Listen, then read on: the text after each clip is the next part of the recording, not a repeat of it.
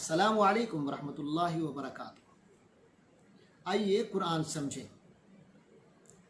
اعوذ باللہ من الشیطان الرجیم، بسم اللہ الرحمن الرحیم۔ ختم اللہ علی قلوبہم وعلی سمعہم وعلی ابصارہم غشاوہ ولہم عذاب عظیم۔ صدق اللہ العظیم۔ خاتمہ ختم سے، ختم کے معنی ہوتے ہیں مہر لگا دینا، سیل کرنا، ختم کر دینا۔ تو خاتمہ جو ہے یہ فعل ماضی ہے، یعنی یہ بتایا جا رہا ہے کہ یہ کام ہو چکا۔ خاتمہ مہر لگا دی، اللہ نے، خاتم اللہ، اللہ نے مہر لگا دی۔ یہ جو خاتمہ کا لفظ آیا تھا، اسی سے ہماری اردو میں اختتام، ختم ہو جانا، خود ختم۔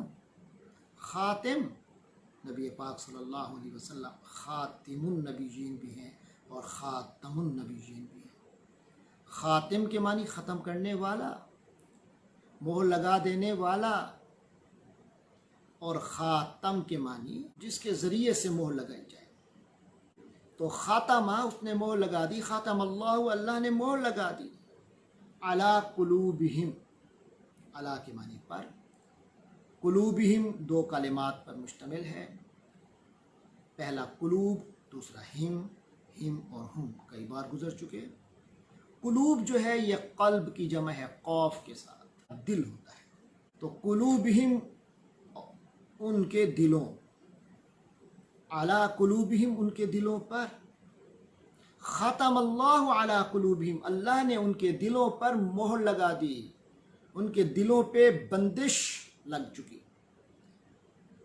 وعلی، علی بھی گزرا تو وا پہلے کئی بار گزر چکا، وا کے معنی اور، وعلی اور پر، سمع، سمع جو ہے وہ کان کو نہیں کہتے، کان کو تو عربی میں اذن کہتے ہیں۔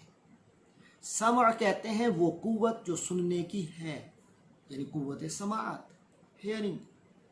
وعلی سمعہم، ہم وہی پرانا قلوبہم والا، سمعہم ان کی سماعت، ان کی سننے کی قوت، ان کی سننے کی صلاحیت، وعلی سمعہم اور ان کے سننے کی صلاحیت پر،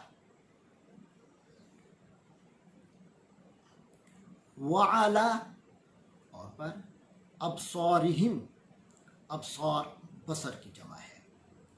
بصر جو ہے وہ دیکھنے کی قوت کو بھی کہتے ہیں اور کبھی آنکھ کے لیے بھی استعمال ہوتا ہے۔ وعلی ابصارہم اور ان کی دیکھنے کی قوتیں، دیکھنے کی صلاحیتیں یا ان کی آنکھیں، وعلی ابصارہم اور ان کی آنکھوں پر، غشاوہ، غشاوہ، غشا اور غشاوہ کہتے ہیں پردے کو۔ وعلی ابصارہم غشاوۃ اور ان کی آنکھوں پر پردہ ہے۔ وَلَهُمْ اور لہم کے لیے، ہم ان کے، لہم ان کے لیے، وَلَهُمْ اور ان کے لیے، عذاب عذاب ہے، عظیم بہت بڑا، زبردست، عذاب عظیم زبردست عذاب ہے۔ وَلَهُمْ عَذَابٌ عَظِيمٌ اور ان لوگوں کے مقدر میں زبردست عذاب۔ یہ ہیں 12 کلمات اور ان کی وضاحت۔ تو اس سے پہلے آپ کے علم میں ہے جو 6 آیتیں گزری سورۃ البقرہ کی، بتایا گیا تھا کہ قرآن جو کہ ہدایت ہے متقین کے لیے، اس سے استفادہ کون کون لوگ کریں گے، کون کون فائدہ اٹھائیں گے قرآن سے، ان کی صفات آئیں 5۔ اس کے بعد گزشتہ آیت میں یہ بتایا گیا کہ جن لوگوں نے اپنی اس صلاحیت کو نیست و نابود کر دیا اور جنہوں نے اسے دبا کر مٹی میں ملا دیا، ان کے لیے ہدایت کے دروازے بند ہو چکے ہیں۔ اس کی وجہ کیا ہے، اس کا سبب کیا ہے، وہ آج بیان فرمایا جا رہا ہے کہ خاتم اللہ علی قلوبہم، کیونکہ سمجھنے کی طاقت جو ہے قرآن اسے دل کی طرف نسبت کرتا ہے، تو اللہ نے ان کے دلوں کی پر مہر لگا دی ہے۔ اب ان کی کمپریہنشن ختم ہو گئی، حق کو سمجھنے کی صلاحیت ہی ختم ہو گئی۔ وَعَلَىٰ سَمْعِهِمْ وَعَلَىٰ أَبْصَارِهِمْ، اور جو ان پٹ کے ذرائع ہیں، سمع قوت سماعت، ابصار قوت بینائی، تو یہ جو ان پٹ کی پاورز ہیں وہ ہی ختم ہو گئی، تو آگے پروسیسنگ کیا ہوگی؟ وَعَلَىٰ أَبْصَارِهِمْ غِشَاوَةٌ، آنکھوں کے آگے پردہ ہے، کچھ حق نظر نہیں آتا، اور کانوں اور سماعت پر اللہ نے مہر لگا دی، کیوں توفیق سلب کر دی، تو اب حق بات سمجھ میں نہیں آئے گی، تو پھر اب ہوگا کیا؟ وَلَهُمْ عَذَابٌ عَظِيمٌ، اب ان کا مقدر یہ ہے کہ ایک زبردست عذاب ہے جو ان کے لیے مقرر ہے۔ تو ایمان اور ہدایت کے راستے واضح ہونے کے باوجود اب وہ لوگ ایمان نہیں لا سکیں گے جن کی طرف کل بھی اشارہ ہوا۔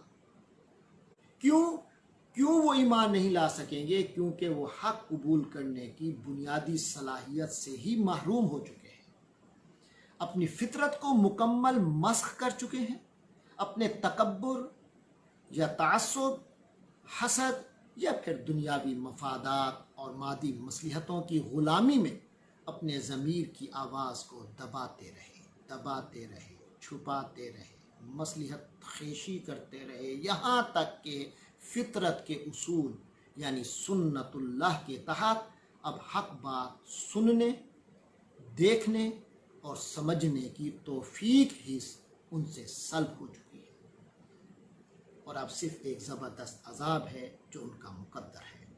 اللہ تبارک و تعالی ہمیں اس سے بچائے، اعاذنا اللہ من ذلک۔